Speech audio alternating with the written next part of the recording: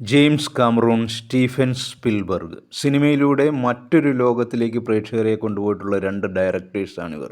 James കാമറൂണിൻ്റെ അവതാറും Stephen സ്പിൽബർഗിൻ്റെ Jurassic park പോലുള്ള സാങ്കല്പിക ലോകത്തിലേക്ക് പ്രേക്ഷകരെ കൊണ്ടുപോകുന്നതോടൊപ്പം തന്നെ മനുഷ്യൻ്റെ ജീവിത ലെവലിനെ വളരെ സങ്കീർണമായിട്ടുള്ള ലെവലിനെ അതിമനോഹരമായിട്ട് ഇവർ അവതരിപ്പിച്ചിരിക്കുന്ന സിനിമകളുമുണ്ട്.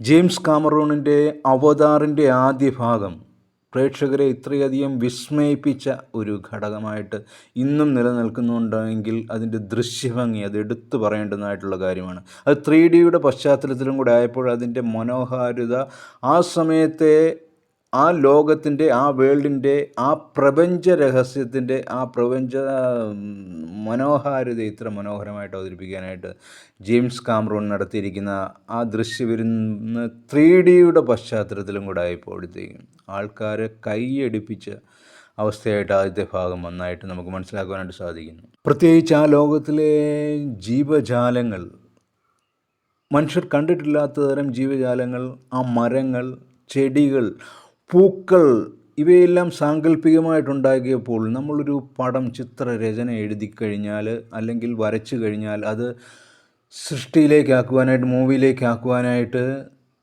വളരെയധികം പ്രയാസമാണ്. അതിനു വേണ്ടി വരുന്ന സാമ്പത്തിക ചെലവ് തന്നെ. ആ സാമ്പത്തിക ചെലവ് ഉണ്ടെങ്കിൽ തന്നെ അതിനെ ദൃശ്യവൽക്കരിച്ച് ആൾക്കാരിലേക്ക് എത്തിക്കുവാൻ, അവർക്ക് യഥാർത്ഥപരമായിട്ടുള്ള ലെവലിലേക്ക് എത്തിക്കുവാനായിട്ടുള്ള അവസ്ഥ വളരെ ബുദ്ധിമുട്ടുള്ള കാര്യമാണ്. അവിടെയാണ് ഇവരുടെ ഡയറക്ടേഴ്സ് ബ്രില്യൻസ് നമുക്ക് കാണിച്ചു തരുന്നത്. അവരുടെ ആ മനോഹരമായ ഡയറക്ടേഴ്സിലൂടെ ഈ വ്യക്തമായിട്ടും ഇതിനെ ക്ലിയറായിട്ട് യാഥാർത്ഥ്യമായിട്ട് നടക്കുന്നതായിട്ട് തോന്നിപ്പിക്കുന്ന അവസ്ഥ.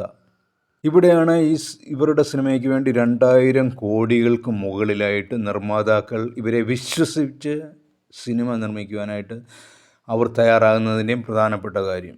എന്നാൽ അവതാറിൻ്റെ 2 വരുമ്പോൾ ആദ്യത്തിൻ്റെ നിലവാരം കുറഞ്ഞു വന്നതായിട്ടും അവതാർ 3 വരുമ്പോൾ അതിൻ്റെ നിലവാരം, അതായത് കഥയിൽ ഡെപ്തില്ലായ്മയാണ്. പക്ഷേ ഇവരുടെ ടെക്നിക്കൽ സൈഡ് ഒരിക്കലും ഒരാൾക്കും കുറ്റം പറയുന്ന രീതിയിലുള്ള അവസ്ഥയല്ല. അത്രത്തോളം മനോഹരമായ രീതിയിലുള്ള ഡയറക്ടേഴ്സ്, അതിൻ്റെ ആ ടെക്നിക്കൽ സൈഡിലുള്ള എല്ലാ വ്യക്തികളും നടത്തിയിരിക്കുന്ന ലെവല് എടുത്തു പറയേണ്ടുന്ന അവസ്ഥയാണ്. നമ്മളെ ആദ്യം പറഞ്ഞുകൊണ്ട് തന്നെ മറ്റൊരു ലോകത്തിലേക്ക്, മറ്റൊരു പ്രപഞ്ചത്തിലേക്ക് കൊണ്ടുവന്നെത്തിക്കുന്നതായിട്ട് കാണാനായിട്ട് സാധിക്കുന്നു.